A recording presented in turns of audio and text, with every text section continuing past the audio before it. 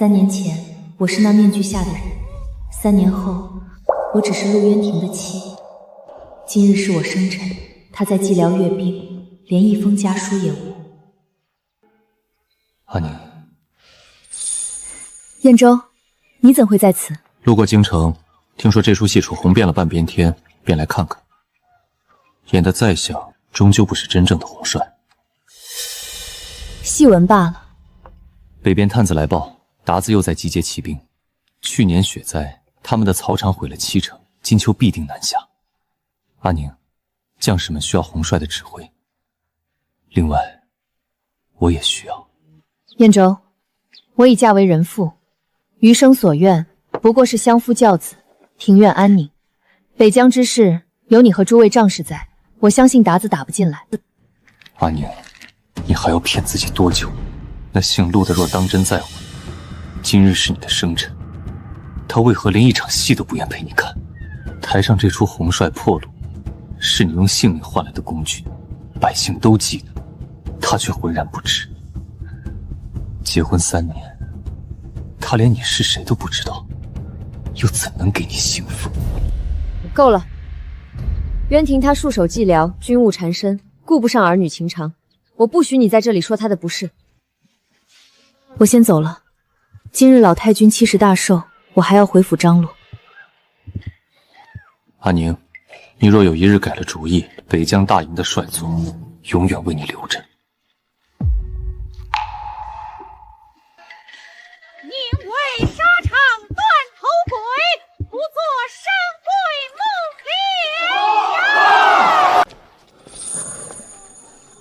碑。他回来了。那个乡下贱民倒是好悠闲，今日老太君70大寿，府里忙得脚不沾地，他倒有心思出去看戏。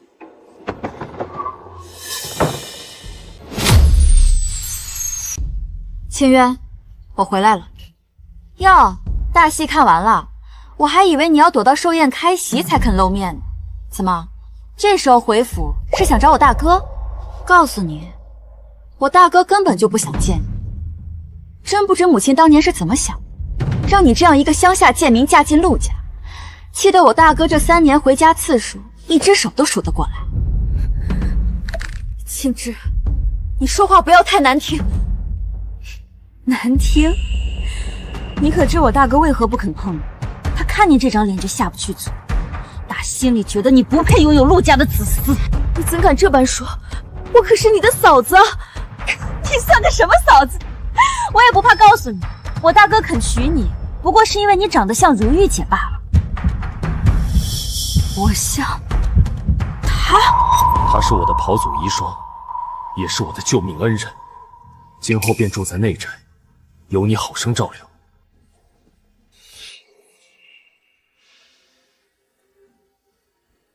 青之，别胡说！我哪里胡说了？这京城谁不知道，我大哥从小就喜欢你。要不是当年如玉姐你阴差阳错嫁了人，这大嫂的位置能轮得到她？我告诉你，沈昭礼，你不过是如玉姐的替身，在我面前摆大嫂的架子，你还不配。原来如此，他肯娶我，却不肯碰我。张宁，我跟渊庭真的没有什么的，虽然我是他忘不掉的旧人，但那些都过去了。够了！你不要再说了！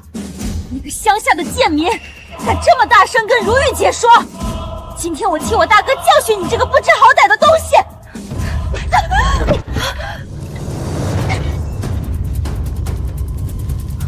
大哥，来人！快来人！沈昭您纵火杀人了！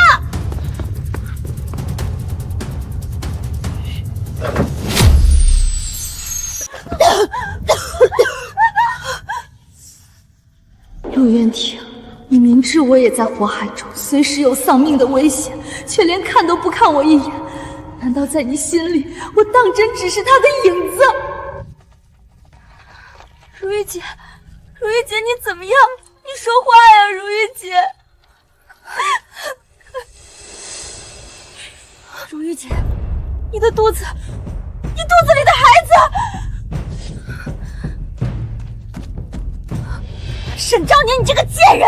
竟敢因为嫉妒大哥对如玉姐的照顾，就想纵火烧死如玉姐！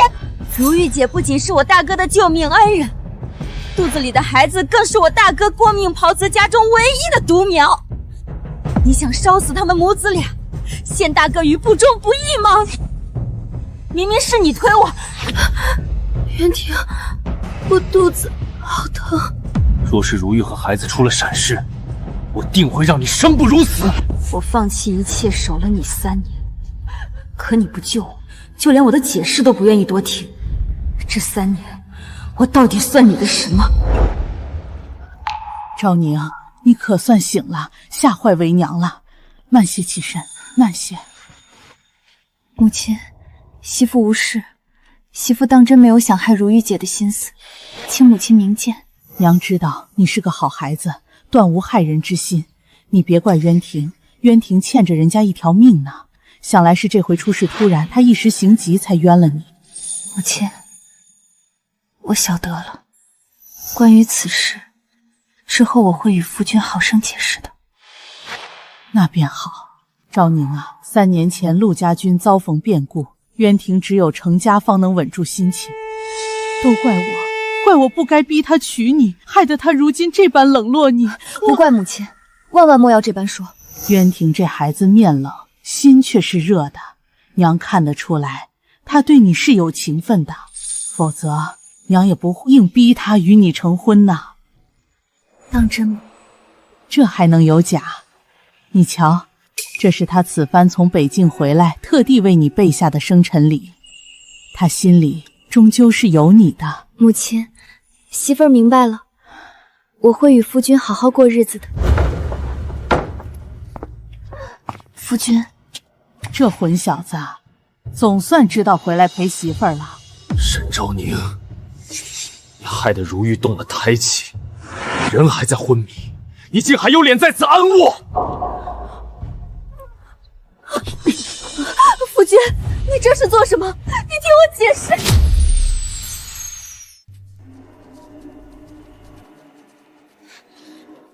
大哥，如玉姐她……如玉她怎么了？沈昭宁，你知不知道如玉姐的孩子都被你害了？孩子没了。夫君，你相信我，我真没有害如玉姐的心思。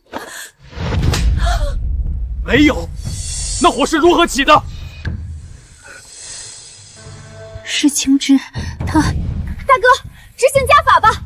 你不在的时候，沈昭宁可没少欺负如玉姐，像他这样恶毒的人，就该狠狠教训他。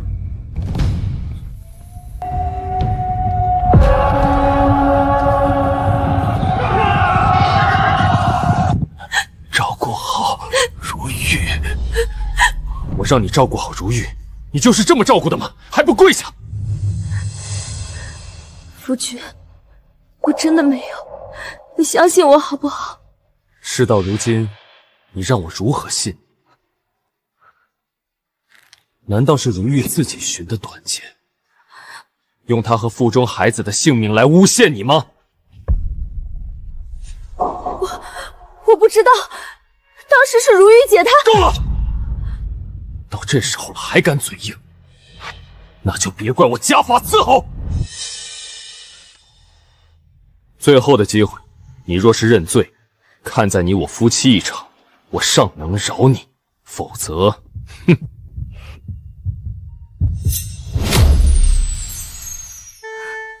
你果然是一点都不信我。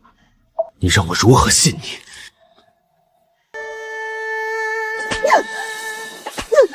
渊婷，别打了，再打就出人命了。昭宁她可是你的结发妻子啊！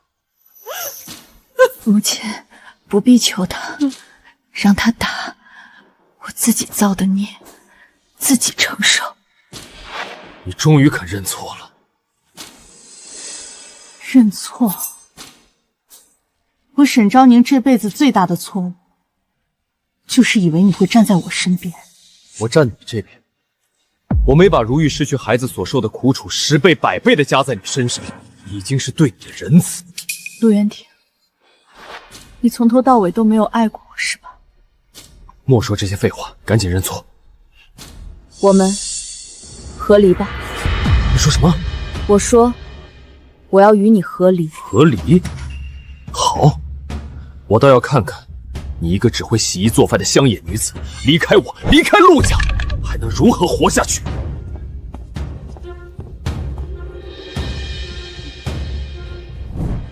陆渊庭，我以为成婚3载，再冷的心也该捂热，可你根本没有心，一切到此为止吧。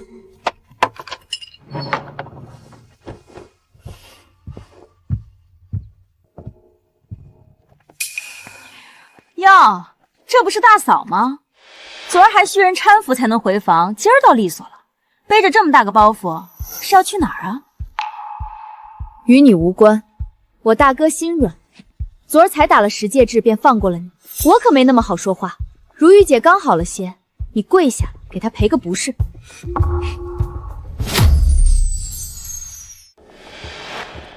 家和万事兴，我受些委屈不打紧。柳如玉，书房那日到底怎么回事？你们心里比谁都清楚，用不着在我面前惺惺作态。尤其是你，柳如玉，别人不知你的心思，我却是清楚。只是我没想到，你居然拿肚子里的孩子下注！你这股狠劲，若是用在战场上，加官进爵还要依靠男人。沈昭宁，你还敢恶语重伤如玉姐？如玉姐可是在千军万马中救出我大哥，帮大哥驻守边疆，被百姓称为小红帅的英雄。你算是……还有你，这3年来你将我当下人使唤，我都忍了，但从今往后，我不会再惯着你。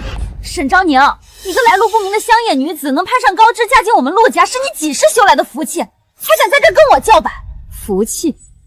这些年若不是我在暗中替你们陆家周旋，你们家早就败了。沈昭宁，你是不是昨儿个被打坏了脑子，在这说胡话呢？他怕是被火烧昏了头了。我大哥是一品总督，在朝中有头有脸，这里什么时候轮得上你沈昭宁来说这种大话？看我不直接打醒你！我说过了，不会再惯着你。这次便罢了，下次就没这般简单了。沈昭宁，你今天要是敢踏出这门半步，我告诉我大哥，让你这辈子都回不了陆家。求之不得。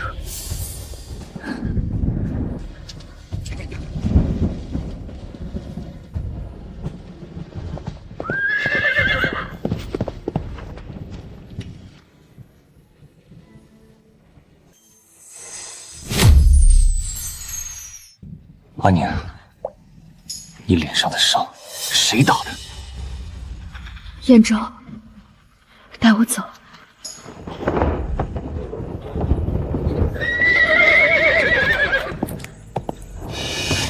你看，你看，好一个沈昭宁，怪不得敢跟我大哥提和离，原来是攀上了野男人。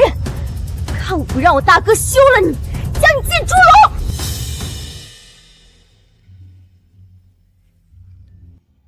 我决定与陆渊庭和离了。阿宁，你的决定是对的。陆渊庭，他配不上你。3年前我刚置下这处宅子，便嫁给了陆渊庭。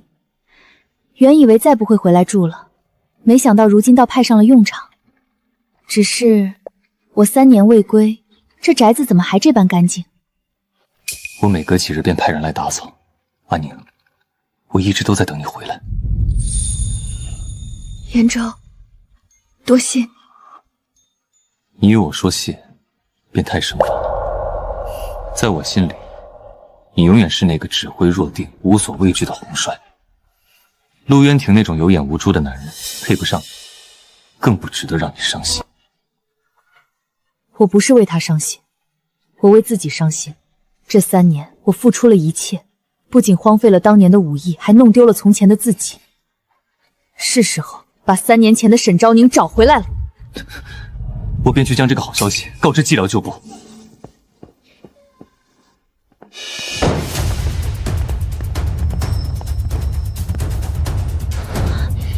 怎么是你？不是我，那你以为是谁？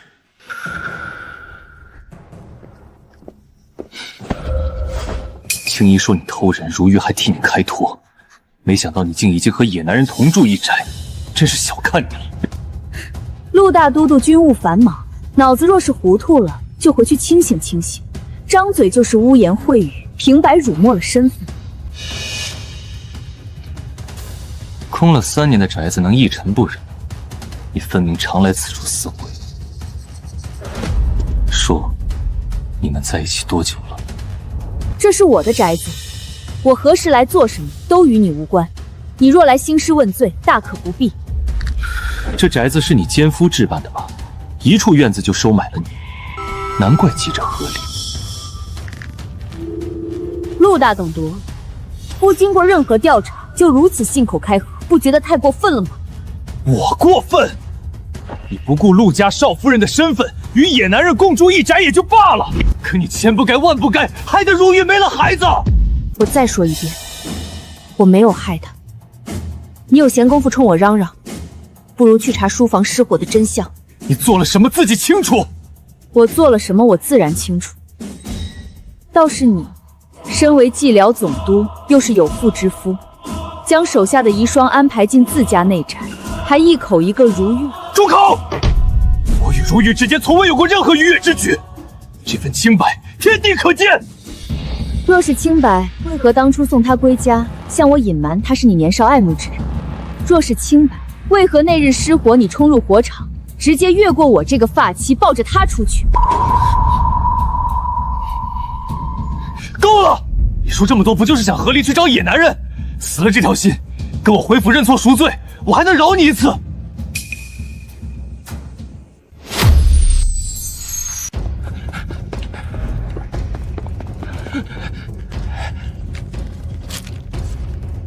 什么？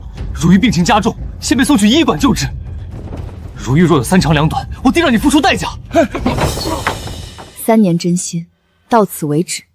这场婚姻，我不要了。大小姐，老爷送来的家书。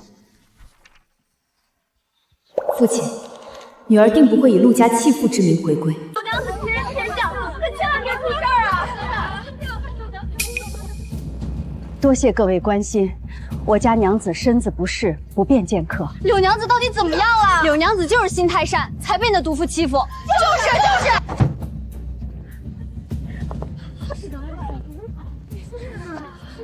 害我们娘子的罪人找上门了！大家快看，就是他！大家别放过他！我今日来不是吵架的，是非曲直自有公论。诸位凭几句流言就动手，就不怕担责任吗？你少装模作样，害了柳娘子还敢来，你安的什么心？我的事轮不到你们智慧，让开！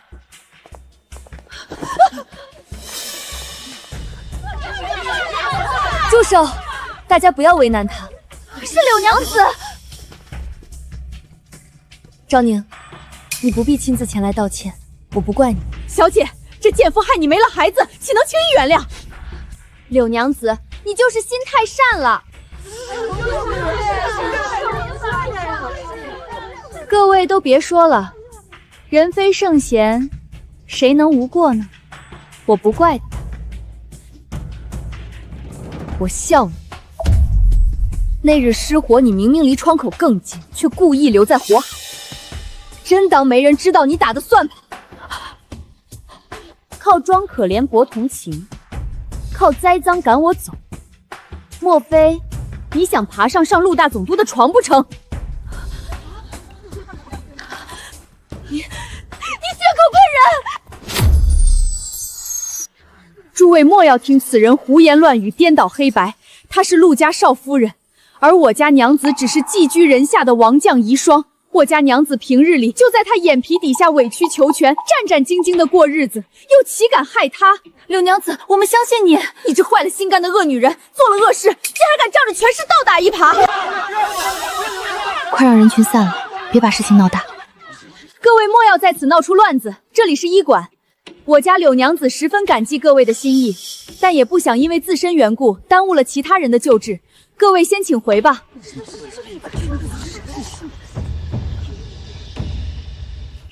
怎么，特意来求渊庭回心转意？晚了，你不过是我的替身，现在正主回来了，你该滚了。我是替身，你是陆渊庭跑友的遗孀，他就算再愧疚，也不可能娶你进门，否则陆家只会沦为京城笑柄，你这辈子都只能是个寄居人下的外人。你这等深闺女子，一辈子围着男人打转的货色，又岂会明白我的志向？告诉你，我从未想过要当什么总督夫人，我要做的是洪帅那种奇女子。像你这种乡下野丫头，我算计你都是抬举你。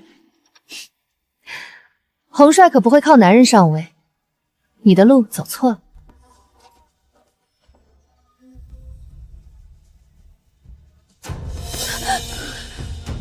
放手！昭宁，我求求你放过我吧，孩子没了，我已经很难过了，你为什么还要步步紧逼？渊庭，你来了，我好怕。同样的小戏玩一遍又一遍，你不腻我都看腻了。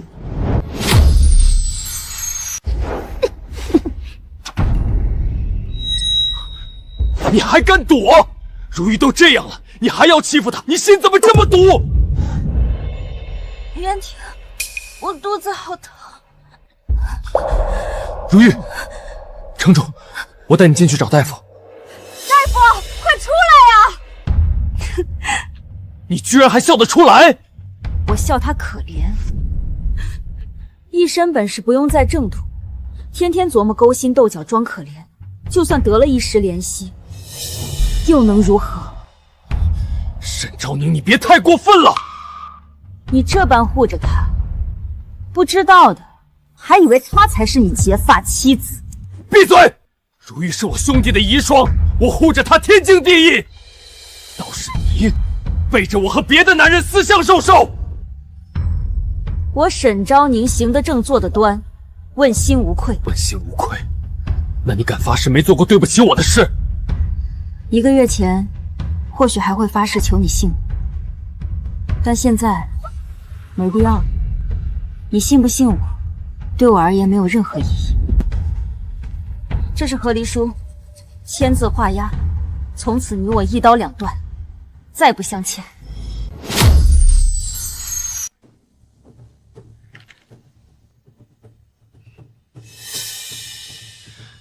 你宁愿背上荡妇的骂名，也要与我和离。那个男人就这般好？我沈昭宁行得正，坐得直，无惧流言。倒是你，陆大总督，可敢当着满街百姓的面说一句你未曾对柳如玉动过心？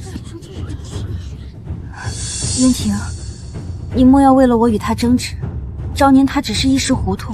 闭嘴！如今你心愿将了，还敢在此聒噪？你若还有点骨气，就签了他。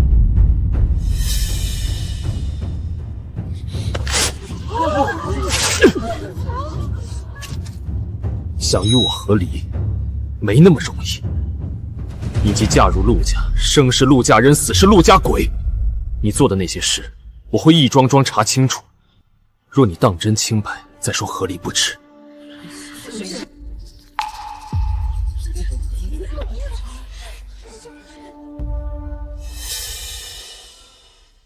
陆渊庭，你既然不想和离，那等我休了你便是。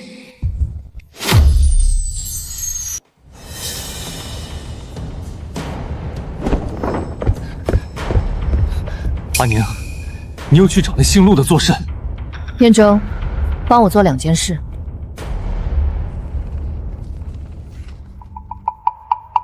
第一件，将这封信送去宰相府，交给我父亲，告诉他，女儿3日后归家。你终于要回去了。第二件，派人去蓟辽大营，把我3年前留下的枪头和金面取来。枪头、金面，阿宁，你现在就要回北疆吗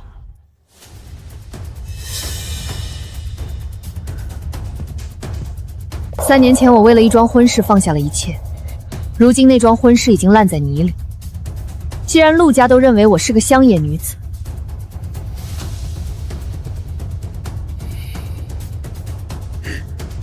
那就让全京城都看看，他陆家不屑一顾的沈昭宁到底是什么人？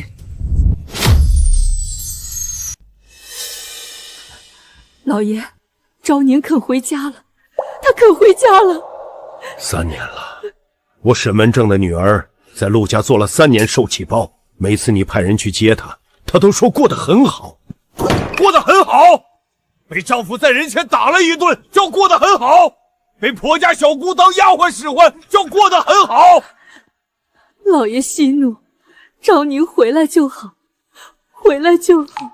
陆家，好一个陆家，好一个陆元廷！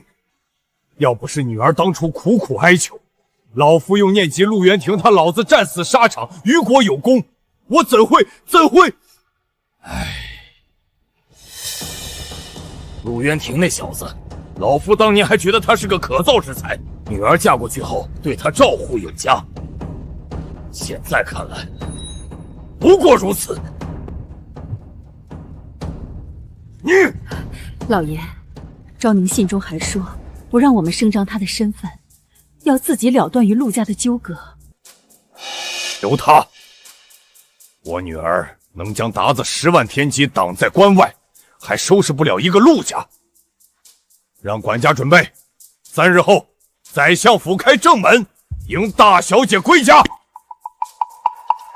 陆渊庭敢辱女儿，这些年怎么吃下我的好处，我就让你怎么吐出来。哼！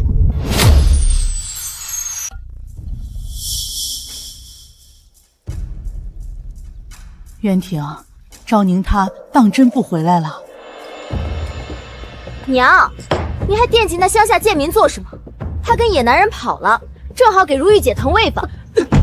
青阳，闭嘴！此事还未查清，休得胡言。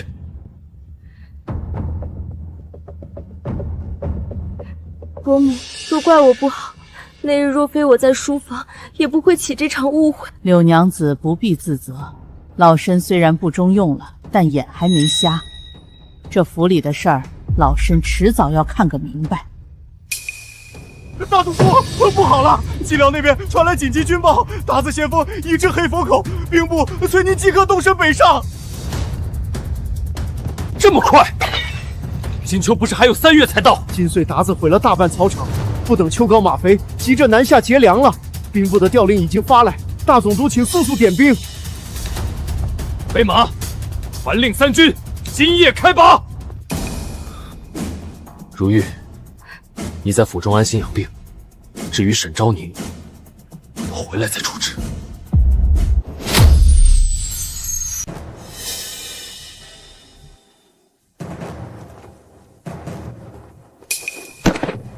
末将赵铁山参见洪帅，末将钱四海参见洪帅，末将孙破庐，末将李正官参见洪帅。都起来！三娘，你们怎么还在京中？洪帅当年卸甲归京，末将等放心不下，便在京郊驻扎。裴将军说洪帅迟早要回来，末将等便等了3年。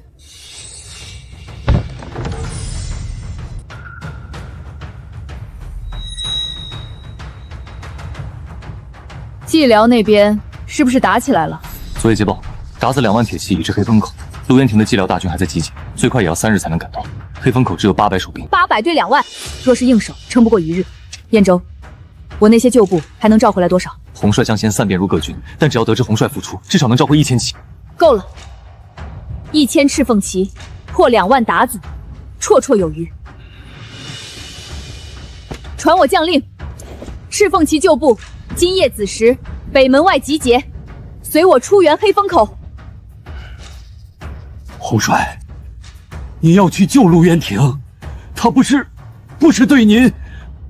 我不是去救陆渊庭，黑风口后面是青州、兖州、济南府，是数10万百姓。陆渊庭是死是活与我无关，但那800将士不该为他陪葬。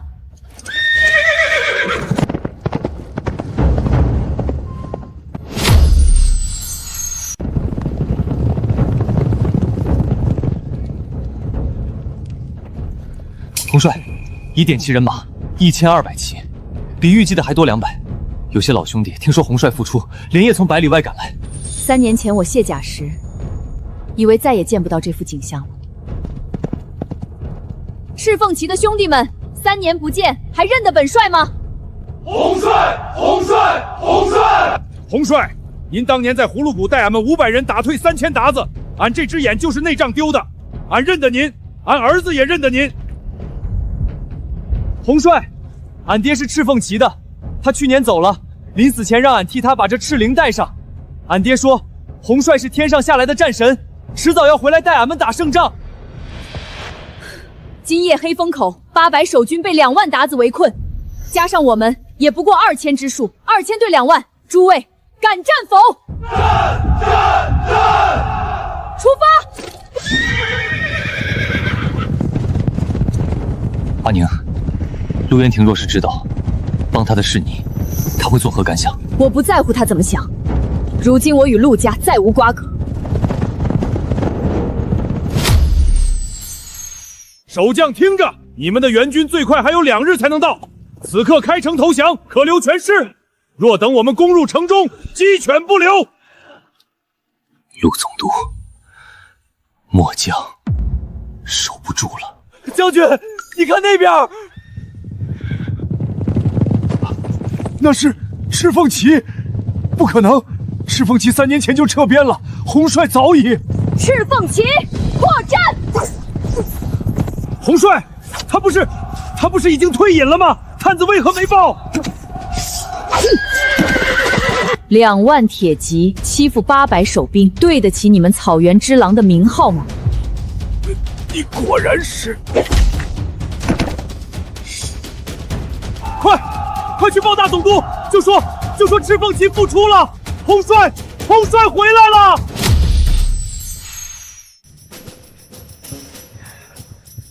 黑风口还有多远？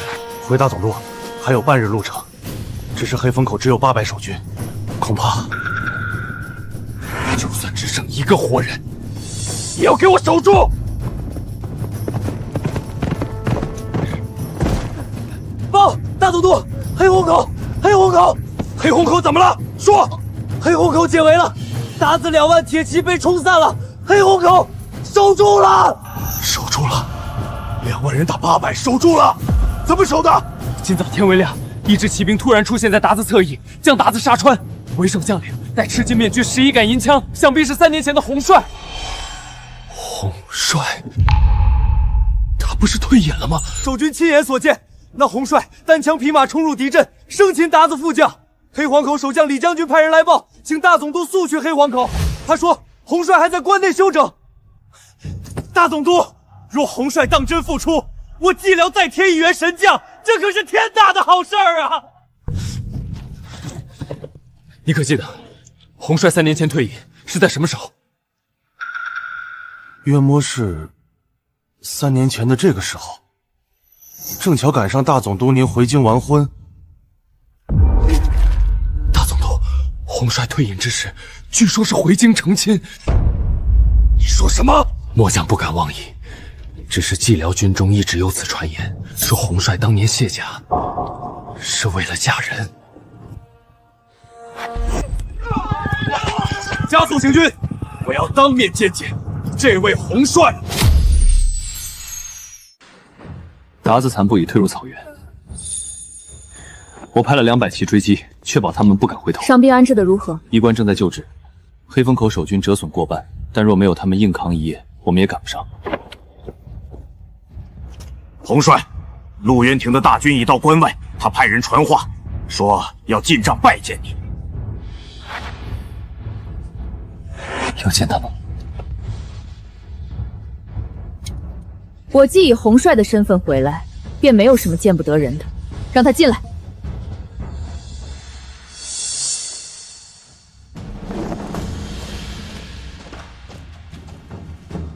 蓟辽总督陆渊庭谢过洪帅元首，黑风口800将士因洪帅而活，陆某带3军向洪帅致谢。陆大总督不必言谢，本帅驰援黑风口，不是为你。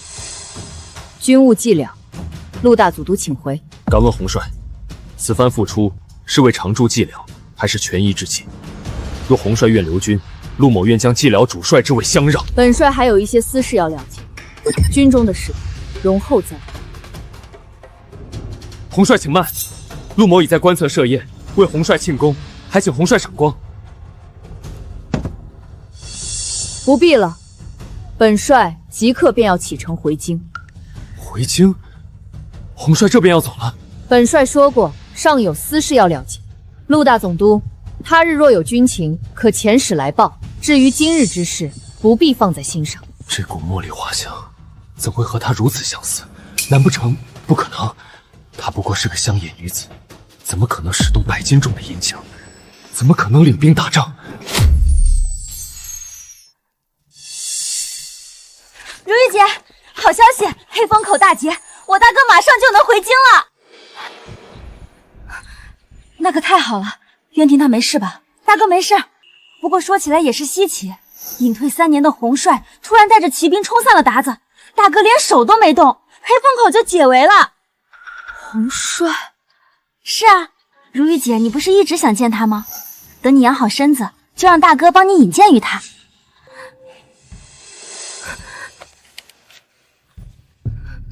那自然是极好的。洪帅，他居然回来了，偏偏在这个时候回来。小姐，洪帅若是重返寂寥，您的计划恐怕……急什么？洪帅当年隐退是为了嫁人，这3年他相夫教子，荒废武艺，未必还是当年的洪帅。再说，洪帅是谁，嫁给了谁，京城里没人知足。我们可以好好利用这一点。小姐的意思是，去给我查，掘地3尺，也要查出洪帅的真实身份和他夫家的底细，知己知彼，方能百战不殆。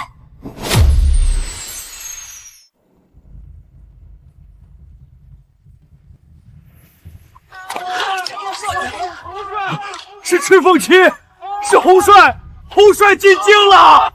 听说洪帅在黑风口以1000破2万，救了800将士的命。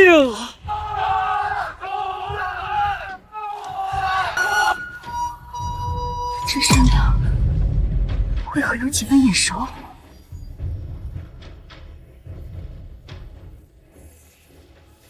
娘，这就是洪帅啊！看着也不过是个女子嘛，有什么了不起？青芝，你莫要小瞧人。3年前，鞑子30万大军压境，就是这位洪帅以一己之力扭转了战局。若无他，京城早就破了。这人的体态，怎么看着有些熟悉？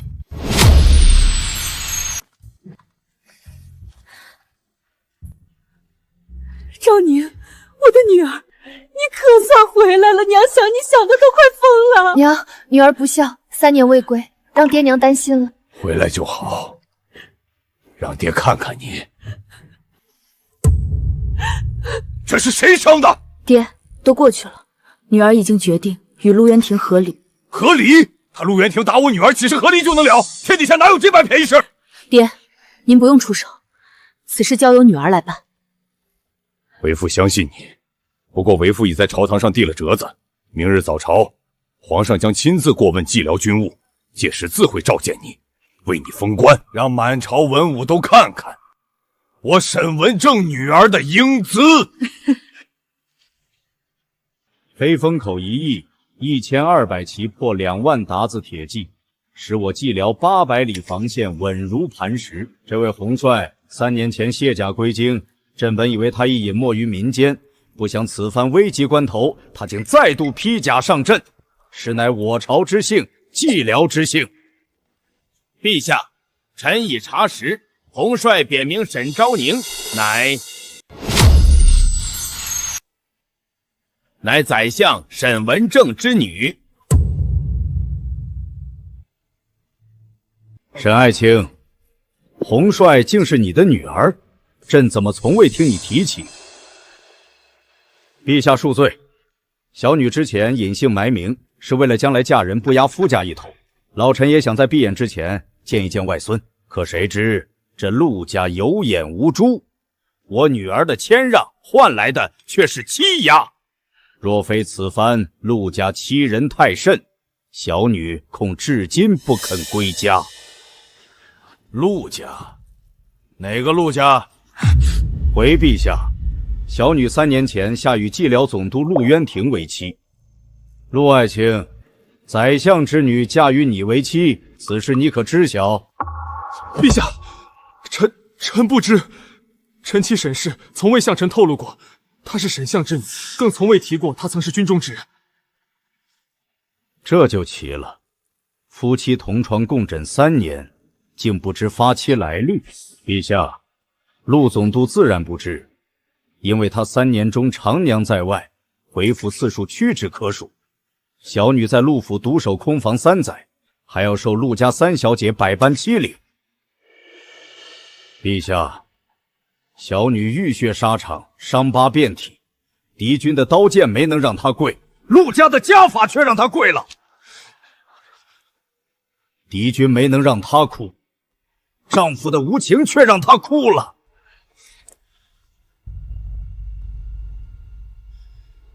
老臣斗胆，请陛下为小女做主。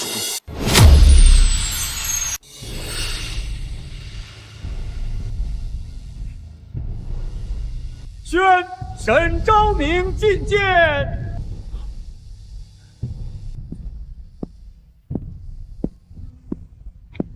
是他，确实是洪帅的英姿。我在蓟辽大营见过他指挥作战，用此鞅子3路围攻，他站在沙盘前布防，3天3夜不眠不醒。末将沈昭宁参见陛下。快平身。陛下，末将此来不为喊冤，末将犯了一个大错。3年前为了儿女私情放下银枪，把一个只会洗衣做饭的影子塞进陆家，却忘了自己真正的身份。今日之后，末将请旨重返蓟辽，重整北境防务。好，沈将军既愿重返军中，朕便封你为。陛下，臣有罪。臣不知昭宁便是洪帅，更不知她是宰相之女。这3年来，臣对她多有亏欠，臣愿。陆总督，家事莫在朝堂上说，你若有话，退朝后再讲。沈将军听封，朕封你为镇北大将军，总领蓟辽军政，节制北境3州12镇兵马。陆渊庭为蓟辽副总督，归你麾下。末将领旨谢恩。陛下，末将还有一事相求。末将与陆渊庭婚事已无可挽回，末将请旨，准许和离。婚姻之事，朕虽可裁断，必究是你2人私事。朕给你一道口谕：若陆渊庭愿签和离书，礼部即刻备案，不必再奏。若他不愿，沈将军，你是朕新封的镇北大将军，朕信你能处置妥当。末将谢陛下隆恩。渊庭，朕念你在蓟辽治军多年，于国有功，不予重罚。但治家不严，冤枉发妻，这一笔朕记下了。今贬你为蓟辽副总督，归沈将军麾下，以观后效。臣领旨谢恩。渊庭，今日早朝怎么这般久？青枝，书房那日，到底是不是沈昭宁纵火？大哥，你怎么又提这事儿？不是都说了吗？是沈昭宁推我撞翻了竹藤。我再问你一遍，是不是沈昭宁纵火？大哥，你为什么突然？渊庭，你吓着青枝了。那日的事确实是昭宁不小心，此事休要插手。哥，你连我的话都不信吗？你今天究竟怎么了？你们知不知道，沈昭宁就是洪帅，正一品镇北大将军，节制北境3州12镇兵马。我这个蓟辽总督，现在是他的副手。昭宁，镇北大将军，她不是寻常人家的姑娘吗？她是宰相沈文正的独女，3年前名震北疆的红帅。青瑶，你之前说昭宁偷人，说她害如玉，到底是不是真的？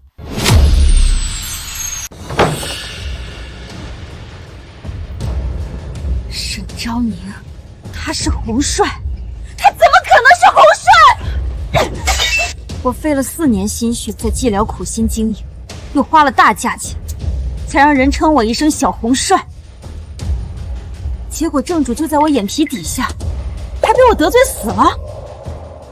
小姐，眼下该如何是好？沈昭宁封了大将军，陆渊庭成了他的副手，咱们在陆家急什么？沈昭宁是红帅又如何？是大将军又如何？他是什么人，你我还能不知道？要不是有个宰相老子，他凭什么能成红帅？凭什么能成大将军？而且他眼下最恨的不是我，是陆渊庭。只要陆渊庭还攥在我们手里，我就还能输。你去用那个孩子的事儿做些文章。是。你去用那个孩子的事儿做些文章。沈大将军，敬你从陆家那个泥潭里爬出来。燕州，还是叫我阿宁吧。红帅，果然是您！老将孟怀远参见红帅。孟老将军，您怎么来了？末将等愿重返赤凤旗，追随红帅再战北疆。好，各位老将军既愿归队，本帅便重新整编赤凤旗。半月之内，我要寂寥防线上重新飘起赤凤旗的凤凰旗。大将军，陆副总督求见。让他进来。沈大将军，书房失火的真相我已查问青枝，是青枝推你撞翻烛台，失火一事与你无关。我来向你赔罪，你要打要骂，我都忍。陆副总督，你查出来的真相和我当初说出来的真相如出一辙。你现在来认错，不是因为信我，是因为你知道我是宰相的女儿，是皇上亲封的大将军。若我仍是那个无权无势的沈昭宁，你今日会来吗？看在你母亲的面子上，我给你一次机会，写下和离书，从此再无瓜葛。昭宁，能不能再给我一次机会？陆渊庭，我以红帅身份出现在你面前时，你我便再无半分可能。我不写。3年前你瞒我身份嫁进来，3年后你瞒我身份离开，这桩婚事从头到尾都是你说了算。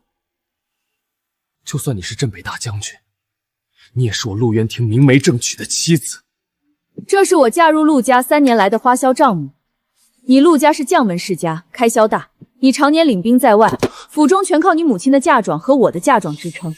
若不是我暗中贴补，陆家3年前就败了。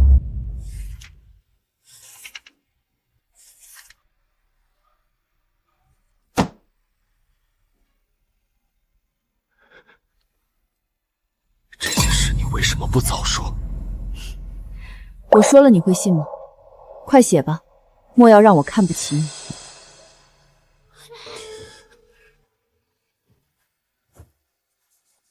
我不写和离书，这是军令状，寂寥防务在你麾下，我若有半分懈怠，军法处置。至于私事，我会证明给你看。陆渊庭绝非媚上欺下的小人。沈将军，可巧遇上您了。什么楷模，不过是个被夫家赶出门的弃妇罢了。当了将军又如何？还不是没男人要。哼！这位夫人，你是哪家的？我是翰林院边京赵家的。怎么，沈将军要仗势欺人？我方才听你说我是弃妇，敢问赵夫人，可知我与陆渊庭是谁提的和离？我沈昭宁嫁入陆家3年，从未做过对不起陆家的事。如今我与陆渊庭的婚约尚未解除，不是因为我不肯离，而是他陆渊庭不放手。从今往后，若有人再拿此事说三道四，休怪我不讲情面。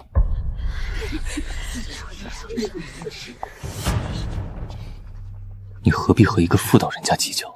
流言蜚语从来不是小事情。你若对第一个造谣的人客气，明天满京城都是你的谣言。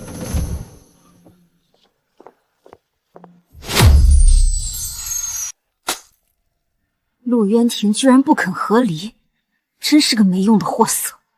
小姐，咱们散布的那些话恐怕压不住他了，那就换个法子。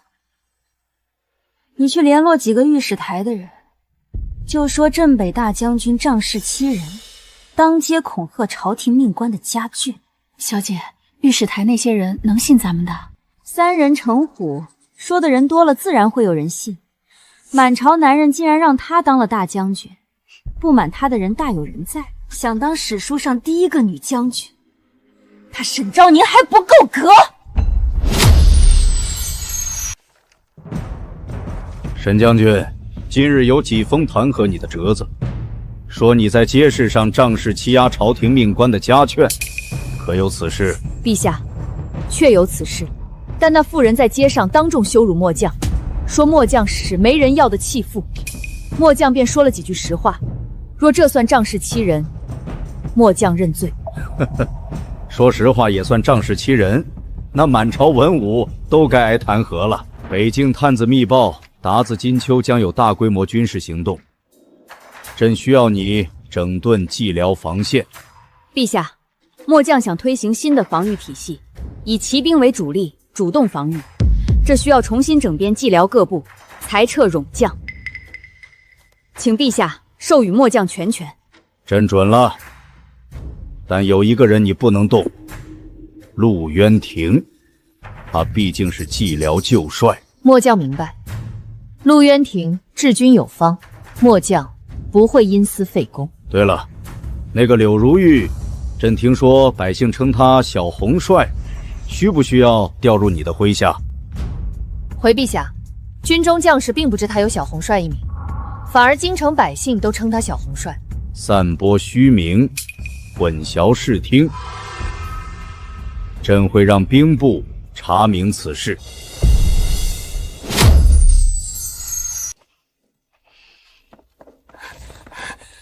柳娘子，陆老夫人请您去正厅，兵部来了人，要核查您在蓟辽的军功记录。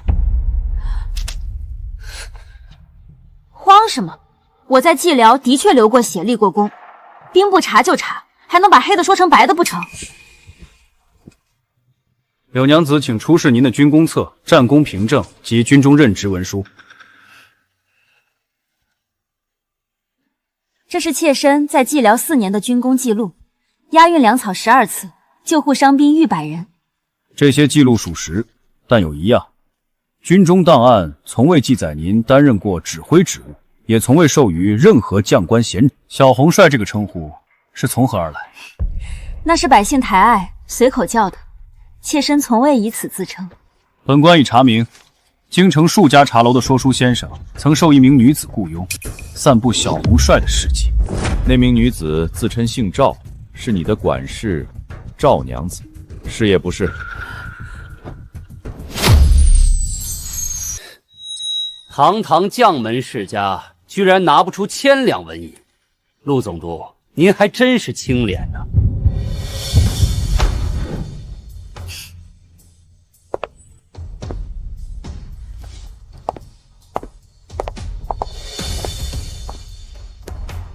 这是我嫁入陆家3年来的花销账目。你陆家是将门世家，开销大，你常年领兵在外，府中全靠你母亲的嫁妆和我的嫁妆支撑。若不是我暗中贴补，陆家3年前就败了。前些时日老太君过寿，府中现银花费颇多，还望大人稍待片刻。这泼天的富贵硬往怀里送，可有些人呐，他就是接不住，祖坟上都冒青烟了，非要浇盆凉水给熄了。渊庭，昭宁一事不是你的错，他一开始不亮明身份，就是对陆府对你抱有戒心。够了，不要再说了，我累了。小红帅一事，往后休要再提。是你的终究是你的，不是你的，骗来也无用。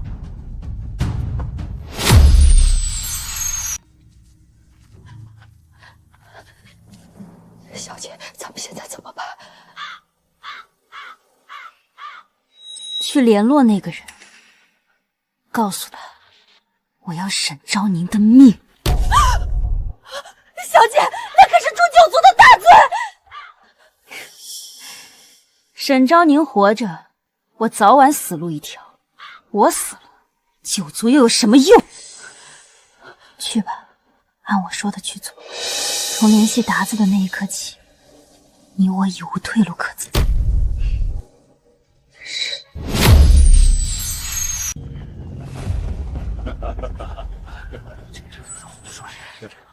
老爷，咱们昭宁真出息了。你瞧那些武将看他的眼神，那是真服气，不是空头。沈将军，这是兵部同僚们凑的贺意，往后计辽军务，还请将军多多指教。探子来报，今日府外有人鬼鬼祟祟，已派人暗中盯防，开府宴上人多眼杂，当心些。知道了，让赵铁山带人守住后厨和各处偏门。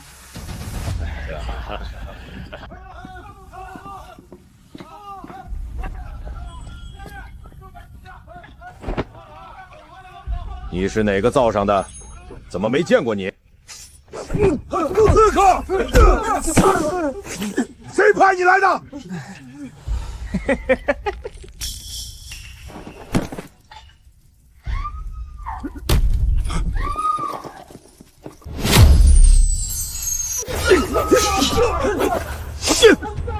什么人？胆敢在将军府行凶！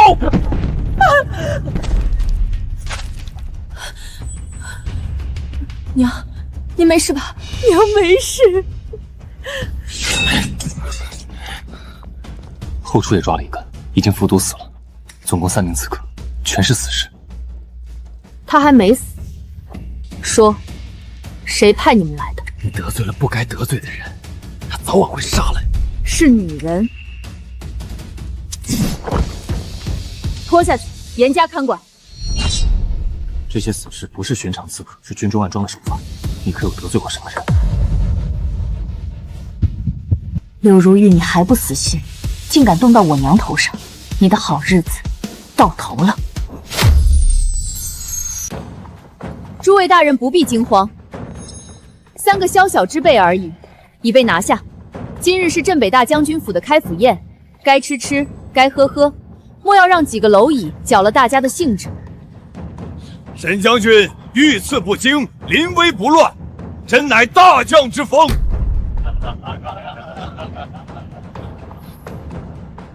活口使出什么没有？爹，主使可能是个女人，在这京城里，想要我命的女人只有一个。沈相，此事发生在镇北大将军府，理当由我来查。你来查？陆副总督，你连自己府里的人都管不住，老夫岂能放心让你查？活口还没找，但他们用的是鞑靼人配制的毒药，与寂寥前线缴获的达子毒囊一模一样。达子的毒药，军中的死士。柳如玉，你最好不是我想的那样。若你当真通敌，我亲自送你上路。废物，全是废物！3个死士，连一个沈昭宁都杀不了。小姐，那活口被沈昭宁抓住了，万一他招出点什么，咱们可就完了。那活口知道多少？他见过我，知道我姓赵。虽说不知道小姐您，但他若招出我的体貌特征，再查到陆府来，你听着，天亮之前就走。若被人抓住，你该知道怎么做。小姐，您这是要赶我走？不是赶你走，是给你留条活路。你留在京城，迟早被沈昭宁抓住。你若被抓住，我还能活吗？回乡下避避风头，等风声过了再回来。你不用急着死，想死的人我见多了，而且我有的是办法让你活着。你们用的毒囊是鞑人配制，在中原极少流通。我对鞑子向来不讲任何情义。对了，让你来刺杀我的人有没有告诉他，我就是3年前屠戮你们的红帅？现在你还有一个机会，招出主使之人，我给你一个痛快。我不知道他是谁，只知道他姓赵，派人跟踪他，一直跟到蓟辽总督的府邸。是他。去陆府，把柳如玉身边的管事带来。将军，赵娘子今早天不亮就离府了，据说是回乡探亲。派人追，沿途驿站全部知会，发现赵娘子即刻扣押。另外把柳如玉也一并请来。这位将军带兵闯入我陆府，所谓何事？陆老夫人恕罪，末将奉镇北大将军之命，请府上柳如玉、柳娘子前往将军府，配合调查昨日行刺一案。昨日行刺不是已经当场毙了刺客吗？与我何干？活口已招认，接头人名叫赵娘子，是你身边的管事。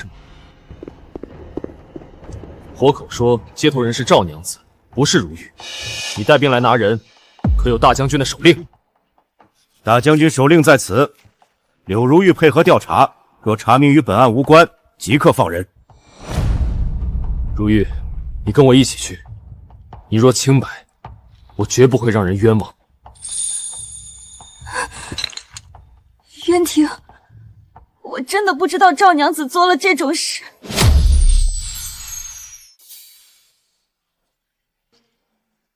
柳娘子请坐。你身边的赵娘子昨日清晨离府出京，去向不明，此事你可知情？赵娘子说她母亲病重，要回乡探亲，刺客已画押供认，说是赵娘子出银子雇他们行刺本将军，声称替小姐出口恶气。渊庭，我当真不知情，赵娘子她怎么能背着我做这种事？沈大将军，此事定是那恶仆所为，与如玉无关。陆副总督不必心急，待将赵娘子抓捕，是非对错自有公论。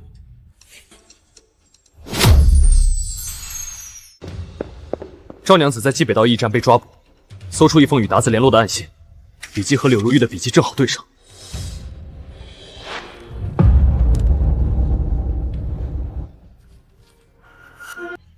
渊庭，那封信不是我写的，我写的信从未有害你之意。这封信当然不是你写的，而是我写的。怎么样？字迹与你是不是别无二致？你炸我！我相信你不是笨蛋，现在你也该知道，你的如玉不是朵白莲花吧？如玉，你告诉我，从什么时候开始你跟鞑子有了联络？从什么时候开始你变成了这样的人？渊庭，我做这些都是为了你。当年在蓟辽，我拼了命把你从死人堆里拽出来，你还不明白我的心意？够了！你知不知道你在说什么？老周临终前想的都是你，你岂能……你死前想的是你，不是我。他抓着你的手，让你照顾好我，可他没有跟我说一个字。他死的时候，眼睛看的是你，不是我这个妻子。你问我什么时候开始跟鞑子联络？就在你将我的功劳全部归于我那倒霉鬼丈夫的时候。人就是这样，感情上得不到满足，就会想在事业上得到满足。我在蓟辽流血流汗攒了4年的军功，到头来不过是个管事娘子。为什么？就因为我是女人，女人就不配建功立业吗？还是你命好，同样都是女子，你却是宰相之女，还成了镇北大将军，多威风啊！我16岁女扮男装加入军营，在北疆与鞑子交手7年，指挥过的战役大大小小数千场，多次历经生死。就算在皇帝面前，我也敢以女儿身讨要功劳。我的底气从来都不是我父亲，而是我铁打的功勋。成王败寇我认，但是你记住，这个男人当年在火海里选择救我不救你，就算你当了大将军，他回头来找你，也不过是因为你的身份，不是因为你。你说的也许没错，陆渊庭当初救你不救我是他的选择，我与他之间的恩怨是我们的事，而你通敌叛国，雇凶刺杀朝廷一品大员，这2桩罪与我个人恩怨毫无关系。将柳如玉收押，等候兵部和刑部会审。赵宁，我欠你一个交代。你欠你兄弟一个交代，不是欠我。这只簪子是我从寂寥给你带回的生辰礼，后来发生这么多事。簪子是我当初扔在地上的，我丢掉的东西自是不会再拿回来。柳如玉说对了，你在火海里选择救他不救我，那是你的本能，本能不会骗人。拿去吧。为什么现在肯写了？因为柳如玉方才说，我在意的人从来都不是你。她说错了，我在意过，只是我自己一直没想明白到底在意的是谁。等到想明白的时候，你已经不需要我了。寂寥房屋的事，我会全力配合你。其他的，我不强求。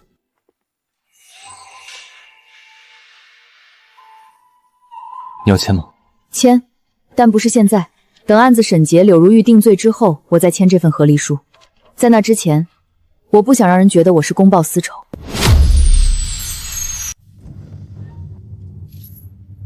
供状我看过了，你说柳如玉在3年前就跟达子有过联系，2个月前陆渊庭在雁门关遇伏，是你家小姐和姑爷把她救回来的，这件事是不是也有问题？当年那场伏击，本就是小姐联络达子设的局。小姐原意是让达子活捉陆渊庭，她再去营救，借此取得陆渊庭的信任。只是没想到姑爷会因此而死。姑爷临终前托陆渊庭照顾好小姐，小姐便将错就错，利用陆渊庭的愧疚之心，在陆府站稳了脚跟。你家姑爷知道那场伏击是柳如玉设的局吗？姑爷不知道，他至死都以为那次是他和小姐并肩作战，救了陆渊庭的命。赵娘子签字画押，刑部核验过所有细节。所以老周不是死在达子手里，是死在柳如玉算计中。这些事本不该由我来告诉你，但案子审到这个地步，你有权知道真相。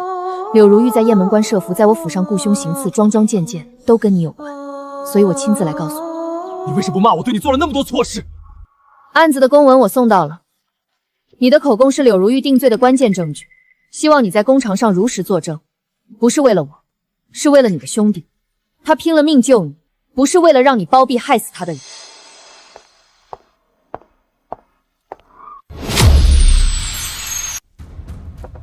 渊庭，柳如玉的案子，兵部那边怎么说？通敌叛国，雇凶刺杀朝廷大员，2桩并罚，凌迟。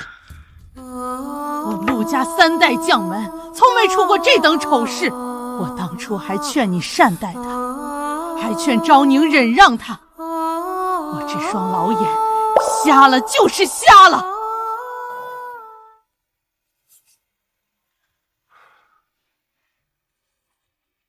父亲在天有灵，儿子这次犯了3个大错。第一错，有眼无珠，被柳如玉蒙蔽；第二错，冤枉发妻，让她在陆家受尽委屈；第三错，未能尽到丈夫的责任，让家宅不。这是娘攒了一辈子的私房钱，你拿去，把府里欠昭宁的嫁妆银子连本带利还上。她要不要是一回事，咱们还不还是另一回事。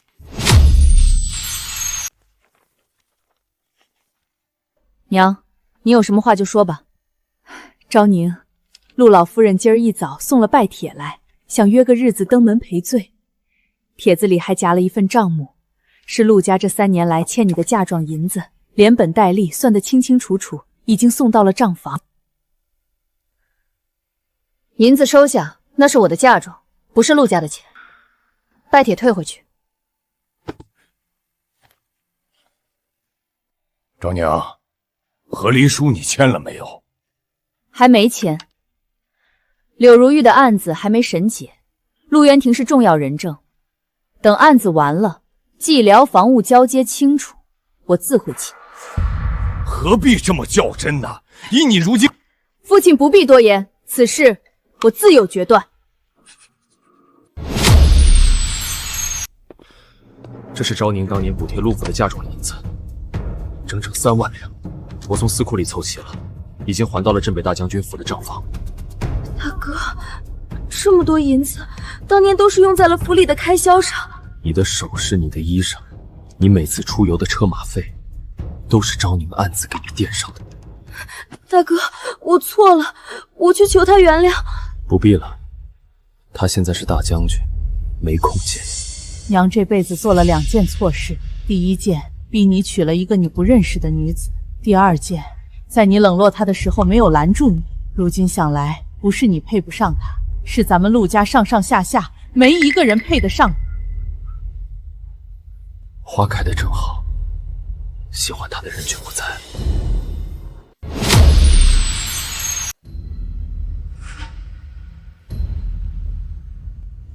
大将军，黑虎口一役，末将感激在心。无需多言，今日役的是金秋防务，达子被雪灾毁了大半草场，必定会提前南下劫掠。葫芦谷，此处想进来容易，出去却难如登天，最适合关门打狗。那就由你带2000人在葫芦谷上方埋伏。得令。陆副总督，步军训练进度如何？新募的3000部族已训练2月，列阵和弓弩基本成型，但短兵相接还差工头，需要再练1个月。不行，最多半个月。达子不会等你练好兵再南下，把老兵和新兵混编，一老带一新，练阵不练单兵。半个月后，我要见到3000能在战场上站准的部族。得令。尔等的任务就是各司其职，战事一打响，所有人必须听从我的号令。若有人敢违背军令，当斩不饶。得令。陆副总督留步，你我之间尚有一私事尚未处理，如今大战在即，你我都有阵亡的可能。这份和离书今日签了，你我家中都能有所交代。好。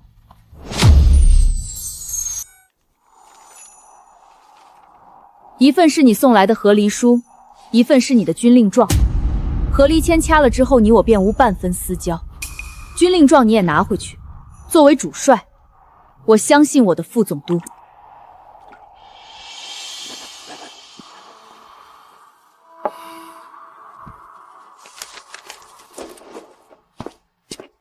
多谢洪帅。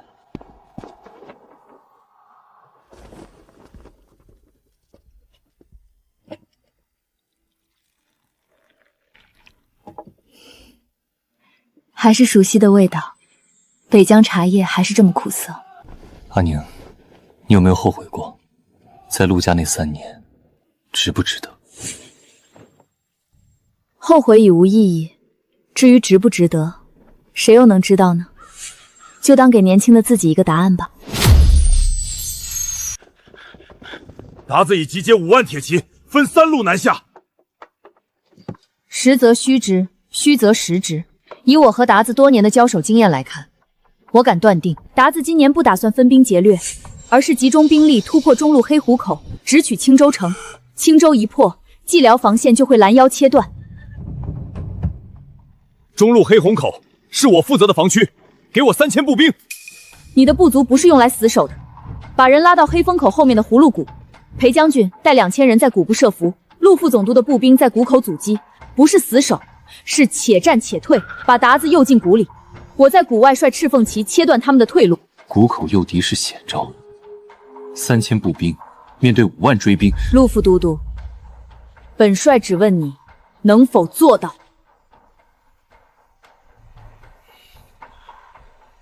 能。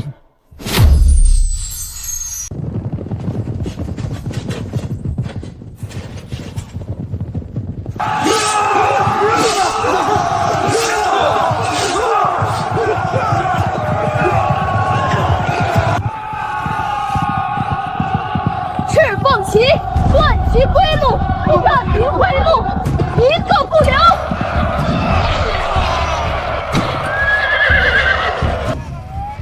敌将已死！敌将已死！敌将已死！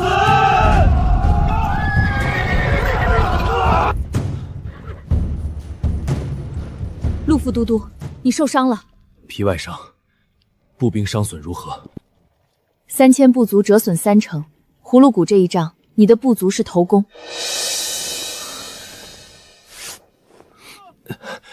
大将军，这次俺是不是算立功了？能给家里寄饷银不？算，寄银子的文书我替你写。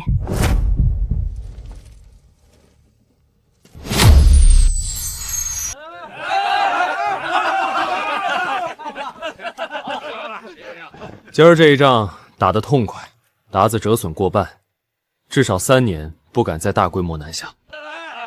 功劳是大家的，今天谷口诱敌的是陆渊庭的3000部族，如果不是他们扛住了第一波冲锋，谷里的伏兵没时间发起攻击。你打算怎么表他的功？该怎么表就怎么表。军报我已经拟好了，步军诱敌深入，配合伏兵完成合围，斩杀鞑子左将2个。大将军，末将敬你一碗，谢你今日没有让我死守谷口，若硬守，我麾下3000部族恐怕一个都回不来。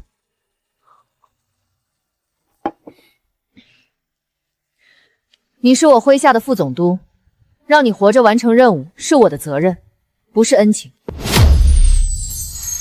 葫芦谷一役，斩杀鞑子28000余，俘虏左将7名。陛下高兴地多喝了3杯酒，当场封咱们昭宁为太子少保，加10亿千户。我不在乎那些封赏，昭宁平安回来就好。娘放心，能杀我的鞑敌还没生出来。昭宁，兵部的论功名单报上来了，陆元廷的名字排在你之后，你进蓟辽总督，另加封骁骑将军。你是主帅，兵部要征求你的意见，你打算怎么处理？谷口诱敌一战，陆渊庭指挥得当，身先士卒，3处负伤，仍坚持指挥至合围完成，那些都是他该得的。昭宁，你当真一点都不恨他？娘，恨不恨是我私人的事。他是蓟辽副总督，军功是实打实拼出来的，我岂能因私怨压下他的功劳？妇道人家，咱女儿的胸怀岂是你能想的？是，我是妇道人家，咱女儿不也是妇道人家？可现在又有哪个男人能比得上咱女儿呢？大哥，这上面说你重任蓟辽总督，另加封骁骑将军。此事还要多亏昭宁，没有他的帮助，我这辈子怕是无法再进一步。我们陆家离衰报也就不远了。大哥，我前天去了镇北将军府门口等了好几个时辰，想当面给他道歉，门房说他军务忙，不见客。有些事不是道歉能挽回的，以后就不要再去了。渊庭，为娘想去一趟镇北大将军府，给昭宁道声谢。娘，去可以，但凡事不可强求。老姐姐冒昧登门，3年前昭宁嫁入我们陆家，我这做婆婆的没能照顾好她，让她受了委屈。今日我来不是求她原谅，只是想把该说的话说出来。哎，这事儿不怪你，孩子的事情就让他们自己解决吧。只不过昭宁如今满心满满都是蓟辽防务，恐无心儿女情长了。我明白，昭宁那孩子不是寻常女子，受了3年的委屈，如今大权在握，也没有报复我们陆家。葫芦谷一役，他还替渊庭表了功，这份胸襟，我陆家全府上下加起来都比不上。感情是感情，战场是战场，我家昭宁是不会将私人感情带入战场的，有功自然有赏，有过自然要罚。老姐姐，昭宁与渊庭真就再无半点希望吗？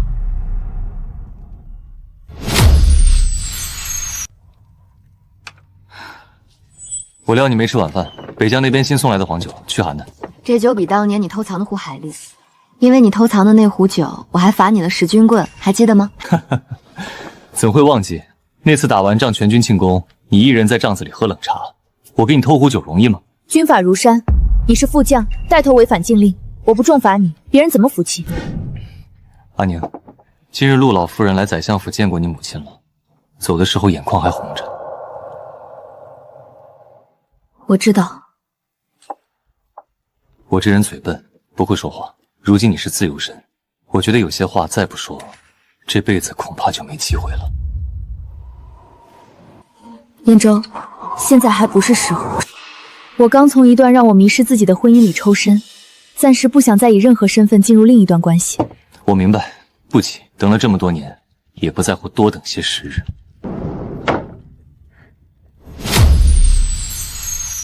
大将军的方略末将认同，但裁撤骑兵牵涉甚广，许多老骑兵跟了我们10几年，一旦裁撤，他们安置何处？末将与大将军共议过此方案，裁撤的骑兵并非遣散，一部分转为步军教头负责训练新兵，一部分编入驿站体系维护蓟辽军报线，所有裁撤人员均有安置。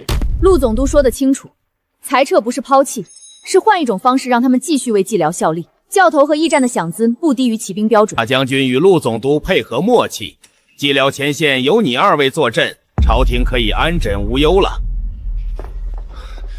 多谢你方才没有打断我。你说的比我说更有效，这是军务，不是人情，不必谢。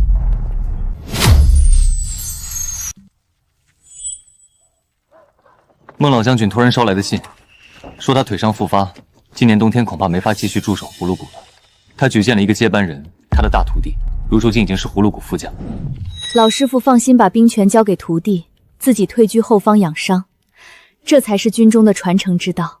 说到传承，阿宁，你有没有想过，你自己带出来的兵，将来也会独当一面？想过了。赵铁山跟我6年，已经能独立指挥1000人骑兵。再过2年，我打算让他接替赤凤旗骑都尉的位置。他跟了我这些年，也该独当一面了。你现在这样挺好的，不是为了任何人在活，就是因为你自己想这么做。燕州，上次你说的话我想过了，我现在的答案还是一样的，还不能。我说过了，我不急，你有你的事要做，我有我的等法。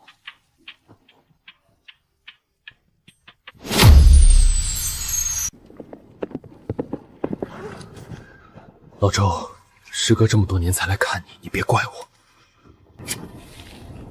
对不起了，老周，我辜负你的信任，没能照顾好如玉。当年的真相，如果你还想知道，就去问如玉吧。他虽然做错了事，但他不是真心想害你。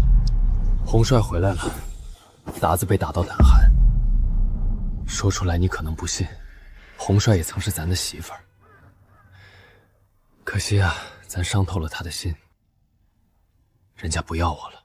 好了，我也该走了，以后我就清闲了，会经常来看你的。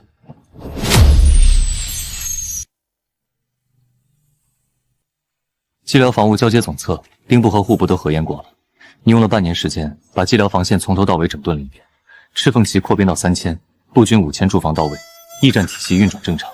不是我一人的功劳，孟老将军、赵铁山、陆渊庭，每个人都做了自己该做的事。阿宁，半年前你说还不能，那么现在可以了吗？燕州，你刚才说不是在书房里，不是在军帐里，那你原本打算在哪儿说？城东有座茶楼，2楼靠窗的位置能看到整个蓟辽官道的尽头。我在那儿等了你3年，每次你从蓟辽回来，我都坐在那儿看你策马进城。我想在那儿正式跟你说一次。那就去吧，看看从茶楼窗口看出去的蓟辽官道，和我每次从战场上回来时看到的是不是一样？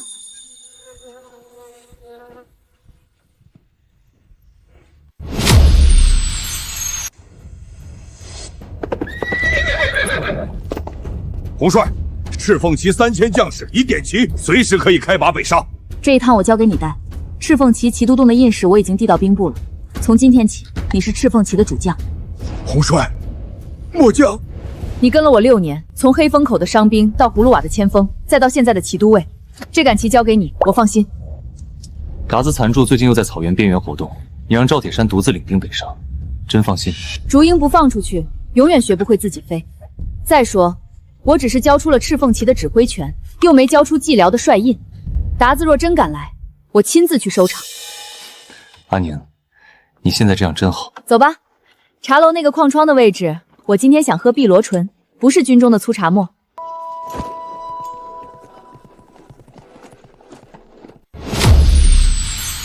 就是这个位置。3年前你卸甲嫁人那天，我坐在这儿看着你坐的轿子沿着官道往陆府去。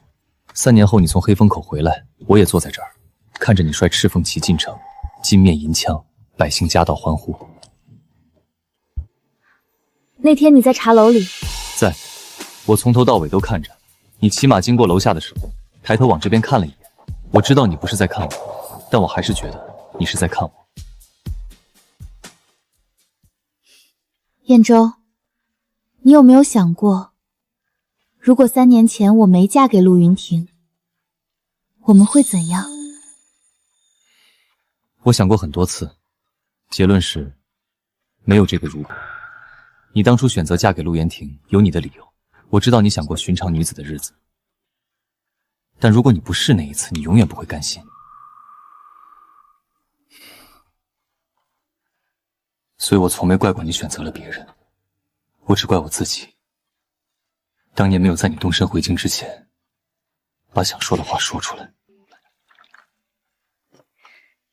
那现在说也不晚，你想说什么？阿宁，从你在羈留新兵营里第一次端起银枪那天起，我就站在你身侧，我看着你从师长做到百夫长，从百夫长做到红帅，我在你身后站了整整10年。如今你卸下了陆家的身份，卸下了红帅的身份，只做沈昭宁。我想问你，做沈昭宁的余生里，能不能给我留一个位置？这个位置从来都是你的，只是以前我自己也不知道。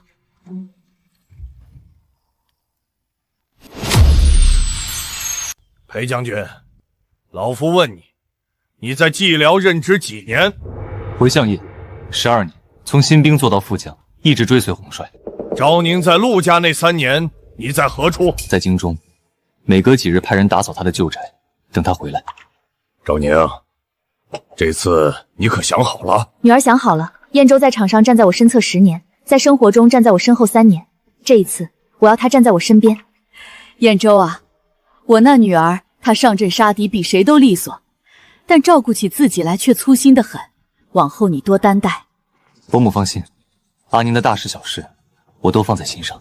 哼，你小子的底细，老夫早就查清楚了。蓟辽12年，军功卓著，却从不争功。昭宁嫁人那3年，你守在京城替她打理旧宅，也没动过歪心思。比上一个，这门亲事，老夫准了。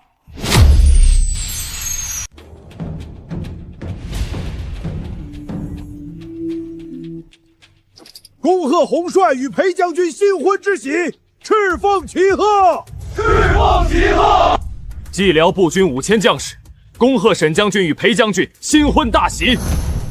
10年前，我女扮男装加入羈留新兵营，站在这个坡上，看着这片房宠，下定决心，这辈子要守住这片土地。那时候我不知道自己能走多远。现在呢？现在我知道，我可以守住这片土地，也可以守住身边的人。